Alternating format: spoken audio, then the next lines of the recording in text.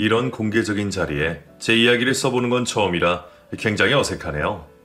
그렇지만 딱 한 번만 익명의 힘을 믿고서 이렇게 용기 내어 봅니다. 그간 주변 가족과 친구들에게는 말하지 못했던, 말할 수 없었던 길고 긴 사연을 말씀드리겠습니다. 안녕하세요. 저는 30대 중후반의 남자입니다. 전 어렸을 적부터 무척이나 가난한 집안에서 자랐습니다.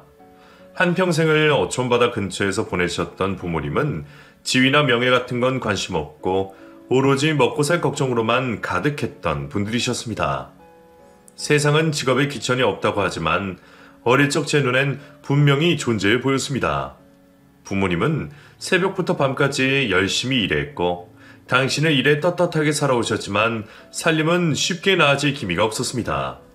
그렇게 낡은 작업복을 입고 하루 종일 시장 근처를 떠도는 모습, 그리고 그 비슷한 행색을 하고 똑같이 떠도는 다른 어른들을 보면 부모님의 직업은 분명 귀한 게 아니란 생각이 들었습니다.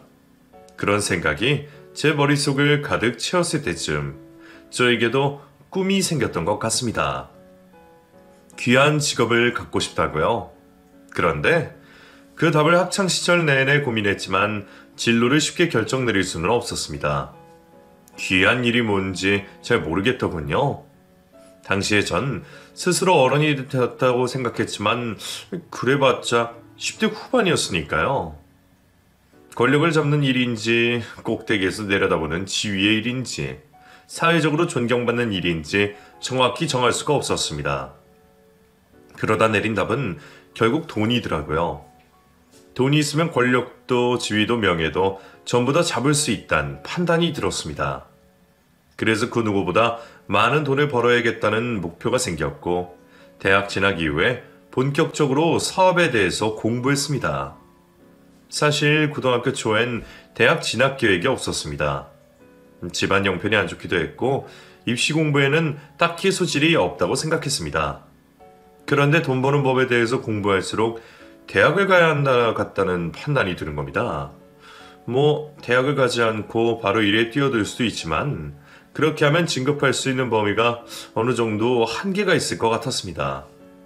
몇 수 더 내다본다면 인맥을 더 넓히고 세상에 대한 견문을 조금이라도 배워서 사회에 나가는 게 좋겠다고 생각되었기도 하고요.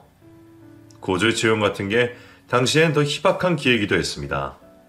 그래서 전문대라도 일단 가서 학위를 마련하고 학교를 다니면서 동시에 어떻게 하면 돈을 가장 쉽고 빠르게 많이 벌 수 있는지 공부하기로 했습니다. 당시 제가 내세울 건 오로지 악바리 근성밖에 없었습니다. 타고난 조건으로 인해 남들보다 성공에 대한 의지가 강했고 그만큼 원하는 바를 어떻게든 쟁취하고야 마는 편이었거든요. 전 자신이 있었습니다. 언젠간 써도 남아날 만큼의 돈을 벌어서 지금의 고생을 보상받겠다고. 그렇게 전 대학에 진학했고 1년간은 학비를 미리 벌어놓겠다는 계획으로 아르바이트도 시작했습니다. 당시 고시원에서 지내면서 두세 종류의 아르바이트를 동시에 하게 됐죠. 그러면서 참 다양한 경험을 했습니다. 제가 살던 어촌이 우물한 세상이라고 생각은 했지만 그 나머지 세상은 제 상상보다 훨씬 크고 무섭더라고요. 저희 마을 사람들과는 전혀 다르게 도시 낯선 사람들은 타인에 대한 정이 없었고 어떤 일이든 꼭 돈이라는 물질적 보답이 따라야만 하는 순리가 있었습니다. 처음엔 그런 풍토를 따라가기 어려웠지만 이내 편리하더라고요. 돈을 벌고 싶다는 제 생각이 틀리지 않았던 걸 증명받을 수 있었고 그 간단하고 확실한 최고 가치를 위해서 살아가면 되겠다는 계산이 들었습니다. 그래서 정말 아침부터 저녁까지 수업을 제어한 시간에 여러 아르바이트를 하면서 돈을 모았고 아무도 공부하지 않는 2년제 전문대에서 새벽엔 공부를 하여 장학금을 받아냈습니다. 웨딩홀, 고깃집, 술집, 카페, 주차장 요원, 편의점 등 안 해본 일이 없던 것 같네요. 그렇게 대학 졸업할 때까지 여기저기 일을 하다 보니 가장 돈이 잘 되는 건 대학가나 도시 중심에 있는 술집이라는 걸 알게 됐습니다. 저는 그간 수많은 일을 하면서 알게 된 장사 소환으로 술집을 차리기로 했습니다. 물론 그 목표를 위해서 졸업 후에도 한동안 일을 해야 했지만요. 나이는 어리지만 다행히 일머리가 있어서 그런지 아르바이트생으로 있던 저는 곧장 사장 눈에 띌 수 있었고 가게 매니저를 맡아서 좀 오래 일을 했어요. 그때 그 가게가 손님이 굉장히 많고 유명한 가게였거든요. 그곳을 다니면서 어떻게 해야 많은 고객을 유치할 수 있는지, 그리고 어떤 수요가 있는지, 어떤 컨셉을 잡아야 꾸준히 손님을 유입시킬 수 있을지, 장사를 위해 필요한 건 뭐가 있는지에 대한 많은 도움을 받을 수 있었습니다. 거기서 배운 사업 아이템들을 가지고 27살이라는 나이에 전 제 술집을 열었습니다. 매일 5시간만 자면서 악착같이 돈만 모으고 그 사이에도 틈틈이 장사를 공부한 덕에 가능했던 일이지만요. 사장이지만 초반 1년간은 제가 직접 현장에서 발로 뛰며 조금씩 가게를 변화시켜갔고 제 정성이 먹혔는지 아님 운이 좋았는지 입소문이 점점 나면서 시내에서 살짝 떨어진 외곽임에도 불구하고 장사가 꽤나 잘 됐습니다. 무엇보다 단골이 많이 생겨서 매출이 크게 불규칙하지도 않았고요. 늘 문전성시다 보니 정말 눈코 뜰 새 없이 바쁘더라고요. 새벽 장사다 보니 육체적으로도 많이 힘들었고요. 그래서 후에는 직원을 많이 두고 지점까지 냈습니다. 저는 어느덧 3개의 지점에 여러 직원을 둔 어엿한 사장이 되었습니다. 매달 들어오는 고정 수입이 크다 보니 생활 자체가 윤택해지더군요. 부모님의 집을 바꿔드리고 차를 사드리고 나니 그 뿌듯함을 말로 형용할 수 없었어요. 어릴 적 꿈을 결국 이뤄낸 것 같아 스스로 대견하기도 했고요. 그러면서 저는 다른 일을 알아보기 시작했습니다. 직원이 있으니 저는 가끔씩만 들리면 되니 생활면에선 어느 정도 안정성이 확보됐었어요. 그래서 다른 직업을 하나 정도 더 가져야겠다는 목표가 생기더군요. 장사일을 위해서 그토록 힘들게 대학을 졸업한 게 아니란 생각도 들었고요. 제가 재미를 붙이고 파고들 만한 일을 알아보게 됐습니다. 그러다 대학 때 친하게 지내던 선배와 술자리를 가지게 됐었는데 선배가 자동차 판매 일을 하더라고요. 자동차 딜러라는 이름으로요. 따지고 보면 영업사원이지만 그래도 좋아하는 일이라 재밌게 하고 있다는 선배 말을 들으니 이 일이다 싶더라고요. 저희 과가 자동차 관련 학과기도 했고 제가 유일하게 관심 있는 것도 바로 자동차였거든요. 어렸을 때부터 이상하게 차에 대한 욕심이 컸었어요.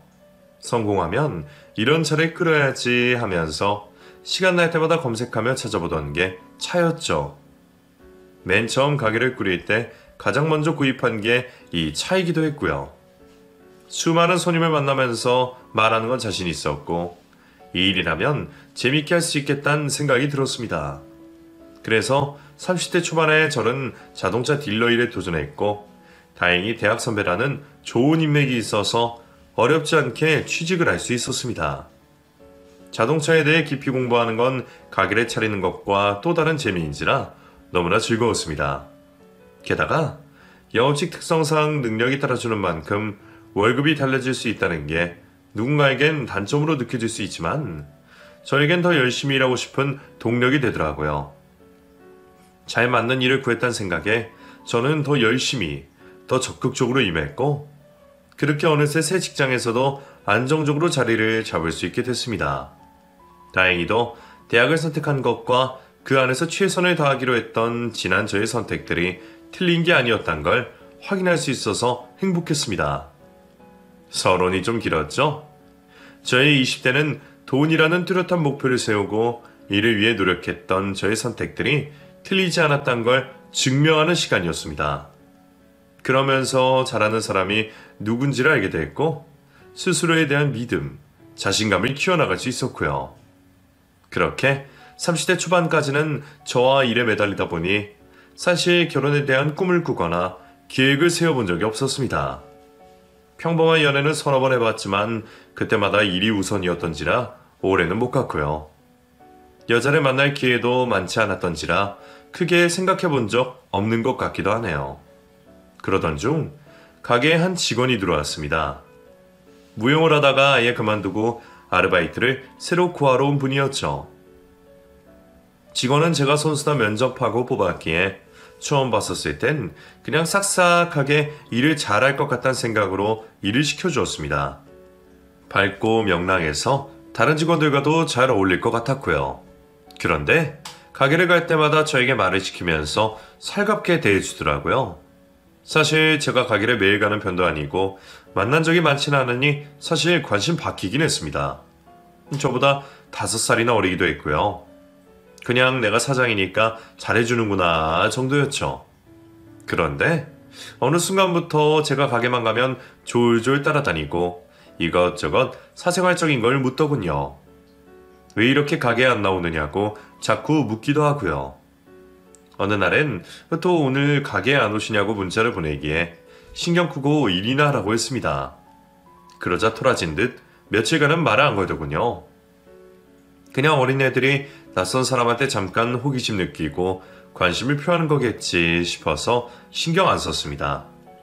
그렇게 대면대면 하다가 또 쪼르르 따라다니다가 또 서먹하기를 몇 번 반복하며 서너 달이 지났을 즈음 제가 가게 마무리를 하는 날이었어요. 연말이라 직원들은 집에서 보내려 하고 제가 정리하고서 퇴근하려 했죠. 그렇게 가게를 닫고 나오는데 그 직원이 가게 앞에서 저를 기다리고 있는 겁니다. 그러더니 대뜸 저에게 사장님, 저 이제 일 그만두겠습니다. 라고 하더군요. 그래도 일은 성실히 하던 친구고 그만큼 저도 급여적으로 잘 챙겨주었기에 무슨 일이 있는 건가 싶어서 왜 그러냐고 물었습니다. 그러자 그간 맺힌 서름을 한 번에 토해내더라고요. 무슨 말을 했는지 일일이 다 적을 순 없지만 대충 자기 마음을 알아달라는 내용이었어요. 평소엔 정말 관심이 한 털도 없던 사람인데 자기 마음을 처음부터 끝까지 솔직하게 털어놓는 모습을 보니까 갑자기 멋있어 보이기도 하고 이성적인 호감이 생기더라고요. 그래서 알겠다고 답한 뒤 저도 조금만 더 생각을 해보겠다 했습니다. 사실 좀 그렇긴 하잖아요. 가게 안에서 사장과 직원이 만나는 게 굉장히 나쁘끄러운 일이란걸요. 괜스레 사장이 일부러 직원에게 접근한 것처럼 보일까 두렵기도 하고요. 내가 굳이 내 가게에서 일하러 온 사람을 만나야 할까 싶기도 하고 그래서 마음이 굉장히 복잡했습니다. 이성적으로는 끊어내야 한다는 걸 아는데 이상하게 그날부터 자꾸만 호감 감정이 커지더라고요. 곁에 있으면 자꾸만 신경이 쓰이고요. 제가 혼란스러워하는 걸 알았는지 그 친구도 이젠 대놓고 더욱더 적극적으로 다가오더군요. 이렇게까지 솔직하게 다가오는 사람은 처음이었던지라 당황스럽기도 했지만 그러다 보니 제 마음에 어느 정도 확신이 생길 수 있었습니다. 그렇게 우리는 비밀로 만남을 시작하게 됐고 사무적인 관계를 벗어나 연인이 되었습니다. 여자친구는 제 생각보다 책임감도 있고 어른스러운 편이었습니다. 집안에서 장녀라고 했는데 그래서 그런지 미래에 대한 계획도 뚜렷하고 자신의 일에 대해서 고민할 줄 아는 것 같았어요. 그러다 보니 항상 일을 우선시하는 저를 섭섭해하지 않고 이해해 주려고 하더군요. 저는 오히려 그런 점이 미안하고 고마워서 더 잘 대해주려고 했고요. 우리는 그렇게 만날 때만이라도 최선을 다해서 사랑해주기 위해 많이 노력했고 그 점이 참 잘 맞았던 것 같아요. 그렇게 1년 즈음 만나고 기념여행을 갔을 때였습니다. 여자친구가 처음으로 집안 사정에 대해 이야기해 주더라고요. 난 사실 집안 형편이 그렇게 좋은 편이 아니야. 부모님이 버는 돈으로는 내 식구가 살아가기 어려워서 첫째인 내가 생활비를 더 보태야 하는 상황이거든. 아르바이트를 그렇게 많이 하면서도 무용을 포기하지 못한 건 순전히 내 욕심 때문이긴 해. 형편 때문에 꿈을 포기하는 게 억울해서 나중에 후회할 것 같아서 말이야. 그런데 사는 게 욕심만으로는 안 되겠더라고. 가족들은 다 나한테 기대고 하고 싶어하고 나도 그 시선이 익숙해지다 보니 점점 현실을 눈을 뜬 것 같아. 평생을 책임감으로 살아왔는데 나도 이제는 누군가에게 의지받는 거 말고 기대고 싶기도 해. 그 이야기를 듣는데 여자친구가 많이 안쓰러웠어요. 어린 나이에 가족을 부양하는 게 얼마나 힘들었을지. 어려운 집안 형편으로 인해 미래까지 제한된다는 게 마치 제 지난 시간들과 같아서 많이 공감되기도 했고요. 그래서 저도 제가 살아온 지난 이야기들을 들려주었습니다. 그러자 여자친구가 눈물을 뚝뚝 흘리면서 우리가 그토록 힘들고 어려운 시간들을 겪었기에 이렇게 서로를 만나 행복한 순간을 만들어갈 수 있는 게 아닐까라고 하더군요. 우리는 그날 서로에게 말하지 못했던 이야기를 솔직히 털어놓으면서 마음속에 갖고 있던 각자의 부담감을 내려놓고 한층 더 가까워질 수 있었습니다. 그렇게 깊은 관계로 이어지자 여자친구가 저에게 청혼을 했습니다. 자기와 결혼을 해달라고요. 분명 너무나 좋은 사람이고 함께 있으면 행복하다고 생각했는데 막상 결혼이라는 말을 듣자 갑자기 망설여지는 겁니다. 처음 그 말을 들었을 때 저도 모르게 멈칫하더군요. 저의 멈칫함을 여자친구도 느꼈는지 이내에 서운하더군요. 그게 많이 미안하긴 했어요. 여자친구 나이가 20대 중후반이니 제 기준에선 아직 결혼을 생각하기엔 이르다고 판단했었거든요. 결혼이란 걸 어느 정도 염두에 두고 만났어야 했나? 너무 아무런 생각이 없었나 싶어서 후회되긴 했습니다. 하지만 전 그 당시 가게를 3개를 꾸리면서 직장을 다니고 있는 중이라 다른 것을 생각하기가 정말 어려웠어요. 제겐 너무 중요한 시기였고 미래를 위해 발판을 더더욱 열심히 다져놔야 하는 때였거든요.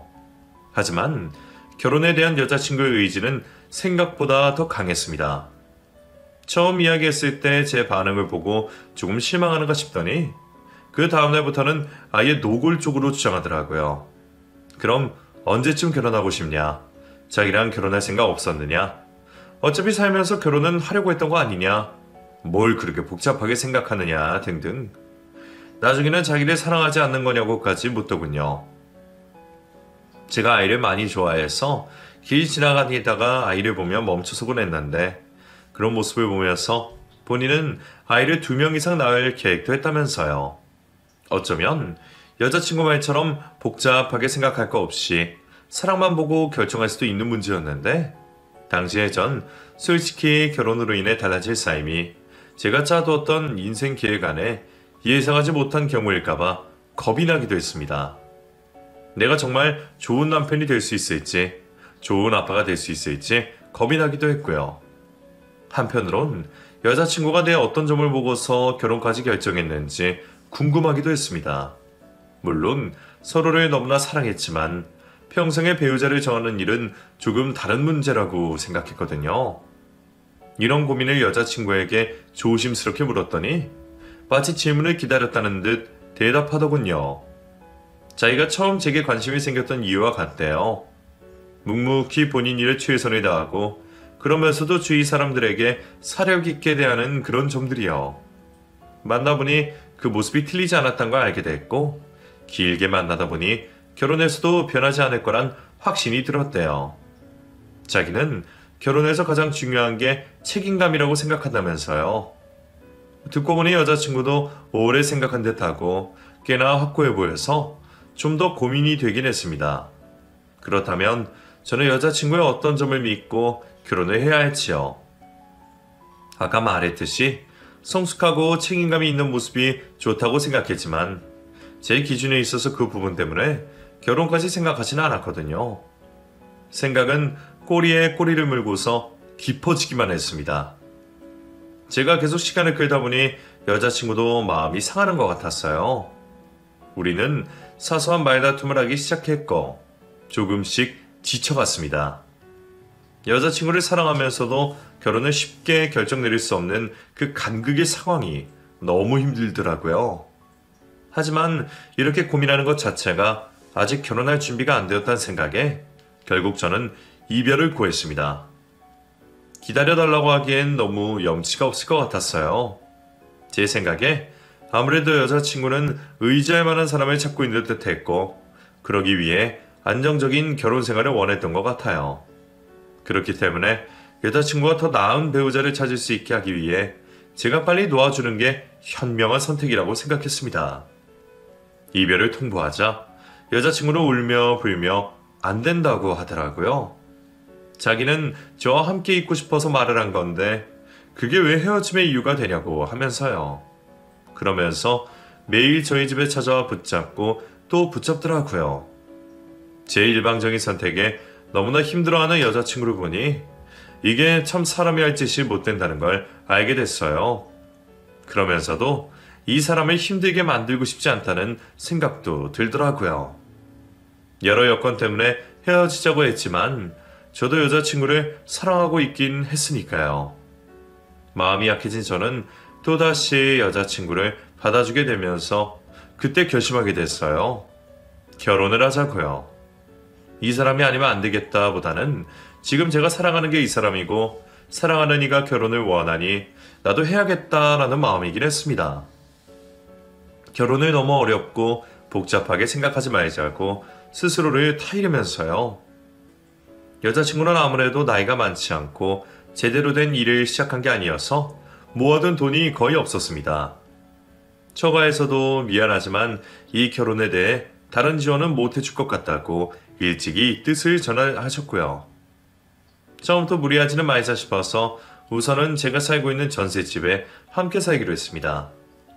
그래도 방이 3개의 신식인 집이라 여자친구도 좋다고 하더라고요. 식을 준비하면서 큰 문제는 없었습니다. 여자친구에서 이제는 집사람이 된 와이프는 제게 모든 결정을 맡겼고 정말 그대로 따라주었어요. 그런데 생각지 못하게 처가의 분위기가 오히려 더 까탈스러운 겁니다. 결혼 후에 알게 된 게 아내가 그간 처가에서 경제 주도권을 잡고 있었더라고요. 처남의 아르바이트와 장인어른의 급여를 관리하면서 가게의 경제적인 부분을 분담하고 관리하고 있었어요.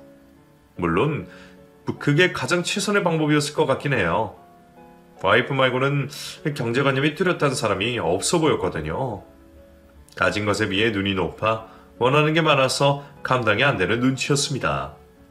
그러다 보니 자연스럽게 와이프에게 집안의 대소사를 갖다 맡기는 분위기가 됐고 그로 인해 많은 부담을 떠안고 있는 것 같았어요.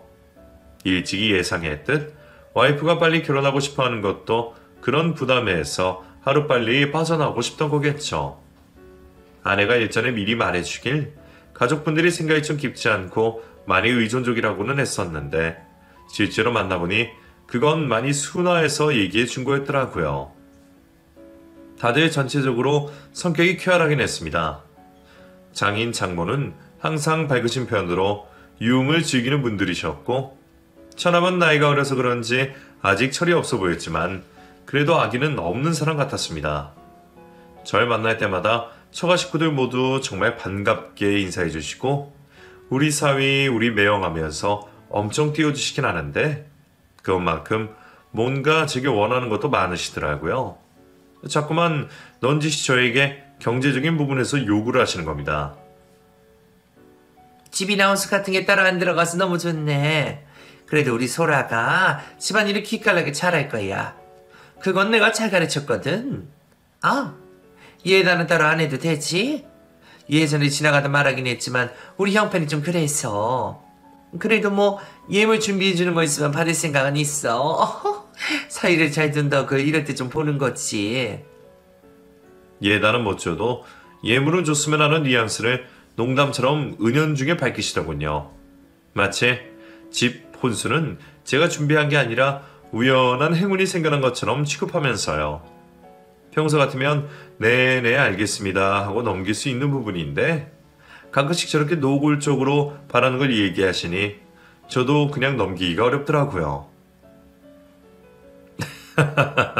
제가 집과 혼수, 시계 관한 모든 비용을 부담하니까 그걸로 사이덕 보셨다고 생각하시면 될 것 같네요.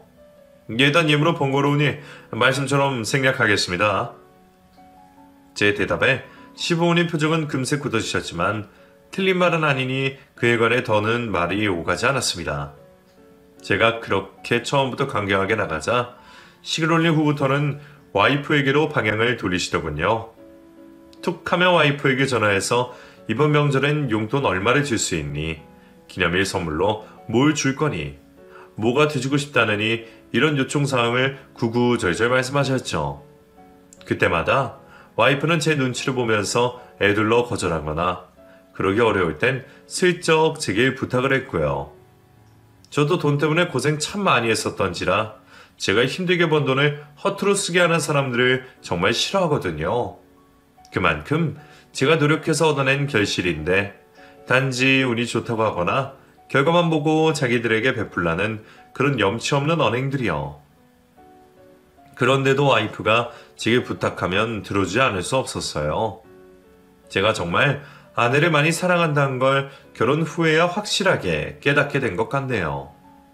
그렇게 조금씩 도와주다 보니 어느새 적지 않은 액수의 선물까지 가더라고요. 때마다 여행도 보내드리고 고장났다며 연락이 오면 원하는 모델로 가전제품을 선물로 드리기도 했죠. 정말 저희 부모님에게 한 만큼 처가 식구들을 도와드린 것 같았어요. 그런 와이프는 미안해하면서도 너무 고맙다고 제게 더 잘하려고 했습니다.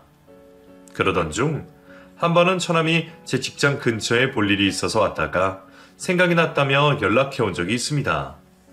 따로 본 적은 거의 없었는데 살갑게 같이 밥을 먹자기에 큰 케이 밥을 사주기로 했죠. 그런데 처남이 술이 좀 오른 건지 그게 본 목적이었는지 이런 얘기를 하는 겁니다. 매형, 제가 이제 군대도 다녀오고 나이도 26살이나 됐잖아요? 누나한테 들었는데 매형도 제 나이 즈음에 사업 시작하셨다면서요? 전 사실 뭐 잘하는 것도 없고 지금까지 별다른 기회도 없어서 알바만 근근히 해오긴 했는데 매형 같은 사람 밑에서 공부하면서 1년 정도 후에 이제 가게 열면 진짜 열심히 할 수 있을 것 같긴 해요. 사실 예전부터 조건만 받쳐준다면 제 개인 사업이 하고 싶긴 했거든요. 누나는 꿈깨라고 하긴 했었는데 확실히 제가 가족들 중에 머리가 제일 좋기도 하고요. 매형은 어떻게 생각하세요? 애 두르고 둘러서 빙빙 얘기하긴 했지만 결국 본론은 가게를 열고 싶은데 도와줄 수 있겠냐고 묻는 거더라고요. 듣자마자 기가 차더군요. 처남 지방에 있는 작은 대학 다니다 자퇴하고 탱자 놀다가 군대 다녀온 후에 PC방 아르바이트하고 있다고 들었습니다.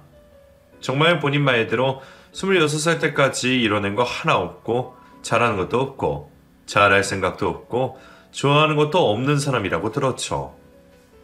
매일 그렇게 허송세월 보내다가 갑자기 저를 자금줄로 보는 건지 가게를 열고 싶다 하니 기가 찰 수밖에 없었어요. 그래서 저도 모르게 푹 하고 코웃음이 나왔는데 본인도 제 마음을 알았는지 빈정상해하는 것 같더라고요. 그러면서도 포기하지 않고 계속 저를 설득하려 하는 겁니다. 본인이 잘 되면 처가댁에 지금 제가 감당하고 있는 금전적 부담을 자기가 모두 짊어지겠다고요. 그건 당연한 건데요, 처남? 본인이 짊어져야 할 부담을 떠맡은 게 저잖아요. 가족끼리니까 솔직하게 말하는 겁니다만 장사하는 거 그렇게 쉽게 생각할 일 아니에요. 사회 경험이 없다면 남의 돈이 쉽게 벌리는 것처럼 보일 수 있는데 제가 그 나이 됐다면 현실이 그렇게 호락호락하지 않다는 것 정도는 알고 있었을 것 같네요. 본인 힘으로 돈 모아서 여세요. 그럼 그때부터 도와줄게요. 제가 톡 쏘아붙이니 그건 그렇다며 꼬리를 내리더라고요. 저는 그렇게 따끔하게 얘기했으면 알아들었을 거라 생각했습니다. 그런데 염치는 어디다 국 끓여 먹은 건지 그날부터 오히려 더 적극적으로 저에게 엉겨붙기 시작한 겁니다. 저에게 술을 사달라며 매일 저녁 문자, 전화를 해야 되는 거예요.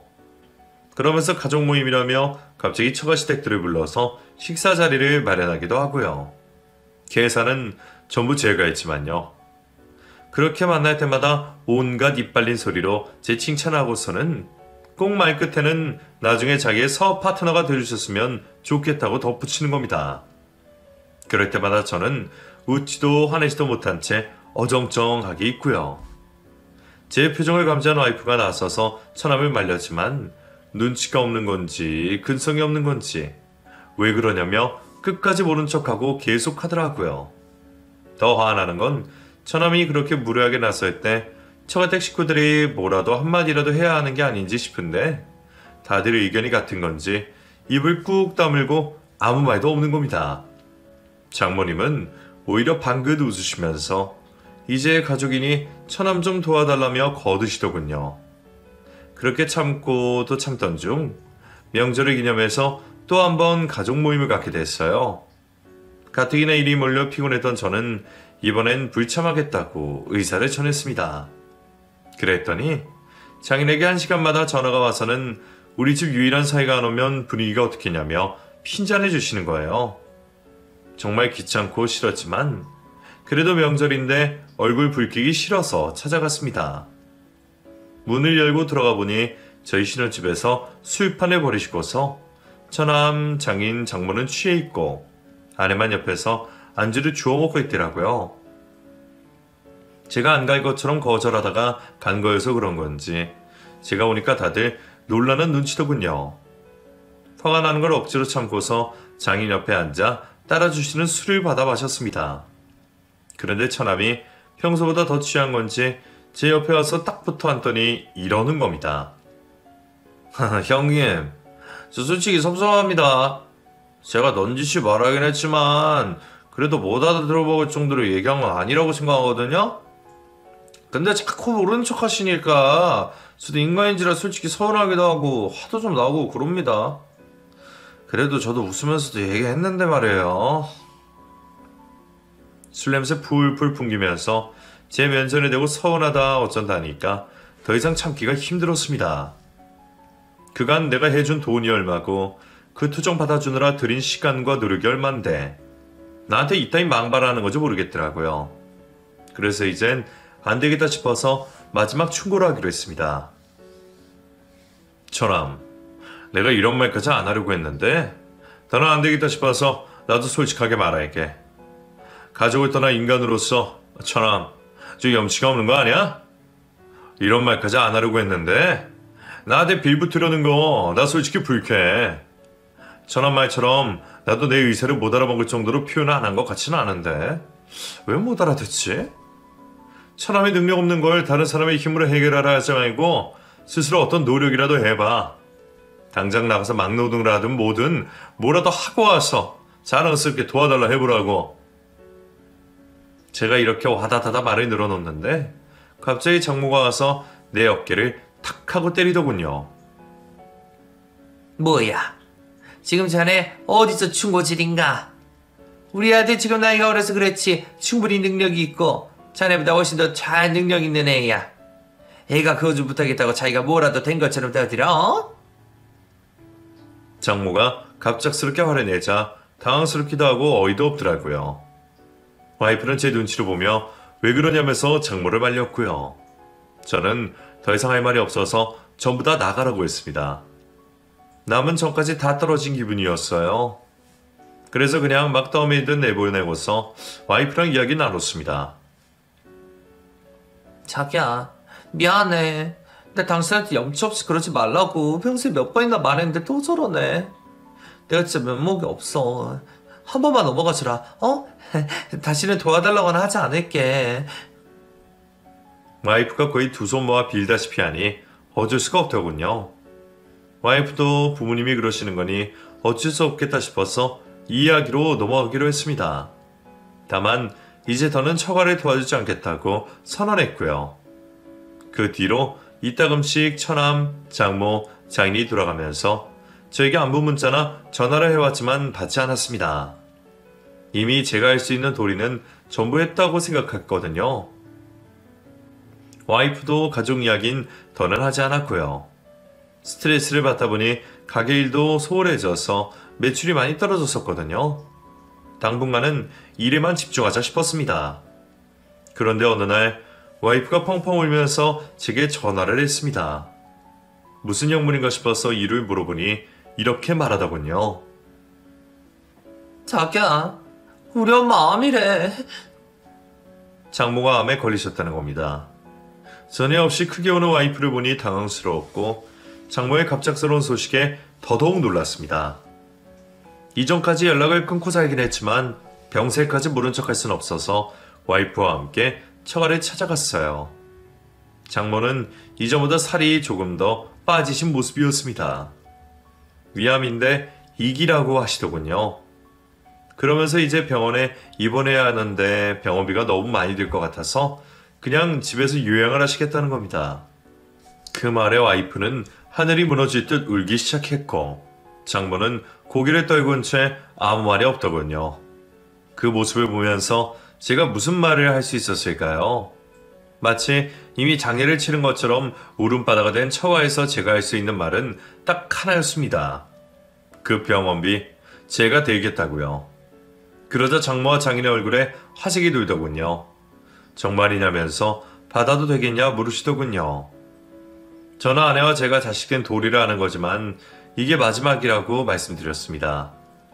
얼마가 필요하냐고 여쭤보니 조금 고민하시는 듯 했습니다. 이윽고 3천만 원이라고 하시더라고요. 사실 마음속으론 한숨이 좀 나왔습니다. 3천만 원이 애들 이름도 아니고 저에게도 큰 돈인데 또 이렇게 도와드린다는 명분으로 지출하는 게 솔직히 심적으로 힘들더라고요. 하지만 병원비이기도 하고 와이프가 너무나 도와드리고 싶어 하니 어쩔 수가 없었습니다. 결국 저는 적금을 깨서 장모께 3천만 원을 드렸고 장모는 저의 손을 잡고 연신 고맙다고 되리셨습니다. 드리는 과정은 힘들었지만 드리고 나니 그래도 홀가분하긴 하더라고요. 만약 장모의 병원에 못 묻혔겠으면 그랬다가 만약 건강이 안 좋아지셨으면 평생 후회했을 것 같았어요. 그렇게 와이프를 통해서 장모가 병원에 입원하셨다는 소식만 듣고 저는 3천만 원어치의 공백을 채우기 위해 일을 더 늘리게 됐습니다. 병원에 잘 계시다는 얘기를 와이프를 통해 전해 듣고서 나도 한번 병문안 가겠다고 하니 올 필요 없다고 하더군요. 이기면 항암 치료만 잘하면 금방 퇴원할 거라고요. 그러니 저도 와이프의 말을 믿고서 크게 개의치 않았고요. 그리 심각하지 않으니 크게 걱정하진 않아도 되겠다 싶었습니다. 그러면 서로 무엇보다 와이프가 제게 많이 고마워하고 전보다 더 가사일에 도맡아서 신경 쓰는 모습을 보니 제 마음도 편했고요. 한편으로는 역시 사람은 돈이 있어야 하나 싶었습니다. 돈이 없었다면 사랑하는 사람이 가장 위급한 순간에 나서서 도와줄 힘도 없었을 거예요. 그렇게 두어 달 정도 흘렀을 거예요. 처남이 제게 오랜만에 연락을 해왔습니다. 평소 같으면 그냥 무시할 전화인데 하필 그날 정신없이 바빠서 처남 전화를 받아버렸거든요. 그런데 대뜸 차를 사고 싶다는 겁니다. 뭔가 이상하긴 했지만 우선 제가 있는 매장으로 오라고 했죠. 오랜만에 만난 처남은 어쩐지 시수가 훤해져 있었습니다. 장모의 건강이 안 좋아서 얼굴에 어느 정도 근심이 있을 거란 저의 예상을 깨고요. 그런데 매장으로 걸어 들어오는 폼부터 표정까지 은근히 거들먹거리는 느낌이더라고요. 혀를 쯧쯧대며 이리저리 매장을 구경하는데 묘하게 기분이 안 좋았습니다. 어쩐지 직원이 저를 깔보는 느낌도 들고요. 매요, 저 차 좀 사려고요. 추천 좀 해주실 수 있어요? 제가 생각했을 땐 분명 필요 자금이 없을 텐데 무슨 돈으로 사겠다는 건지 모르겠더라고요. 그래도 일단은 좋은 모델 이것저것을 추천해 주었습니다. 그러자 두어 시간 동안 사람 고생시키며 아주 꼼꼼히 그렇지만 느릿느릿하게 차를 구경하는 겁니다. 그러더니 마지막 즈음 모델 하나를 고르더군요. 곧바로 계약하겠다면서요. 그것도 사실 이 모델 할까 저 모델 할까 한참 실랑이하다 고른 거지만요. 계약서를 쓰면서 제가 넌지시 물어봤습니다. 무슨 좋은 일이 생겼기에 차까지 사냐고요? 그러자 처남이 그러더군요. 그냥 뭐 타고난 조건으로 얻어낸 거죠. 나는 누구 말처럼 능력이 없어서 다른 사람의 힘에 기대려고 하는 타입이라서 그게 잘 안 고쳐지네? 말끝마다 저를 비아냥대고 있던 걸 알았지만 지금 그 순간은 제 고객이기도 하니 아무렇지 않게 웃어주었죠. 차를 계약한 처남은 또 한번 느릿느릿 매장을 구경하더니 제 고생을 하며 어깨를 토닥여준 뒤 나갔습니다. 어이가 없었지만 그냥 애기가 도발하고 싶어서 왔구나 하고 넘기려 했습니다. 그런데 그날 밤, 아니 그 주 내내 마음속 어딘가 찜찜한 겁니다. 처남이 무슨 돈이 나서 차를 샀을까? 아무 일도 안 하는 거 아는데 하늘에서 뚝 떨어진 것도 아니고 어떻게 차를 산 걸까 싶었습니다. 그러면서도 머릿속으로 스쳐가는 생각이 있었지만 설마 싶어서 금방 떨쳐냈고요. 궁금함이 정도를 지나치자 저는 와이프에게 물어봤어요. 처남이 차를 샀는데 무슨 돈으로 산 건지 아냐고요. 그러자 와이프는 자기도 모르겠다면서 걔가 차를 샀냐며 화난 투로 답하더군요. 와이프도 아니면 도대체 어떻게 한 건지 싶어서 궁금증은 점점 더 커졌습니다. 그러면서도 마음속 의심도 커지기 시작했습니다. 아마도 어쩌면 장모가 내게 거짓말을 한 건 아닐까 싶었어요. 그래서 전 처가 식구들에게 말없이 처가를 찾아갔습니다. 초인종을 눌렀는데 답이 없더군요. 그래서 문을 두어 번 두드렸습니다. 그러자 장인이 누군데 이렇게 문을 두드리냐면서 큰소리치며 나오더군요. 저를 보더니 곧 표정이 굳어지더군요. 병원에 안 계시고 집에 계시냐 물으니 거기나 와이프랑 번갈아 가면서 계신다고 하더라고요. 제가 알기로 와이프는 그 시간에 필라테스를 배우러 갔을 텐데 말이에요. 그래서 전 그 자리에서 곧바로 처남이 있다는 곳을 찾아왔습니다. 처남은 제가 먼저 연락해오자 기분이 좋은 듯 웃으며 반겨주더군요. 저는 처남을 보자마자 망설이지 않고 곧바로 말했습니다. 처남, 무슨 돈으로 차를 샀어? 네? 무슨 소리예요, 매요? 그 차 무슨 돈으로 샀냐고. 뭐, 그게 엄마가 준 돈이죠? 그 돈 내가 드린 거야. 네? 그 돈 장모님이 나한테 병원비로 거짓말해서 뜯어낸 내 돈이라고. 지금 경찰 부르기 전에 돌려줘야겠는데. 제 말에 처남은 손을 떨기 시작하더군요. 그러면서 애써 웃으며 무슨 오해가 생긴 것 같다며 본인 엄마는 잘 풀라고 답하고 자리를 뜨려고 하는 겁니다. 그래서 전 다시 처남을 붙잡고 돌려달라 말했습니다. 당장 고소하기 전에. 그러자 처남은 얼른 차키를 제게 돌려준 뒤 알아서 해결하라며 자기는 모르는 일이라 한 뒤 도망쳐 버렸습니다. 저는 곧장 차를 끌고 가서 다시 처가로 향했습니다. 저에게 이런 장난질을 했다는 게 너무나 화가 나더라고요. 더 이상 이성적으로 제어되지 않았습니다. 주차라고 올라가려는데 장모가 건너편 차에서 멀쩡한 모습으로 내리더군요.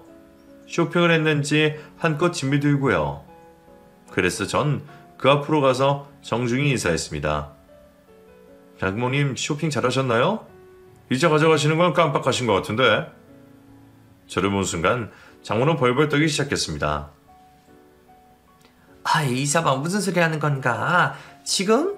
네 생각에 오해가 좀 있는 것 같은데? 오해는 없습니다. 장모님은 제가 병원비라는 거짓말로 돈을 뜯어냈고 저는 속아서 두려웠고 제 돈으로 처남에게 사준 차를 고델로 되돌려 받아온 거거든요. 다 해결됐습니다. 제 말에 장모는 얼굴이 파래졌고 벌벌 떨던 손으로 어딘가 전화를 했습니다. 당장 밑으로 내려오라고요. 이윽고 와이프가 놀란 얼굴로 내려왔습니다. 그런데 아마도 정말 쇼핑몰에 다녀온 게 와이프인 것 같더라고요.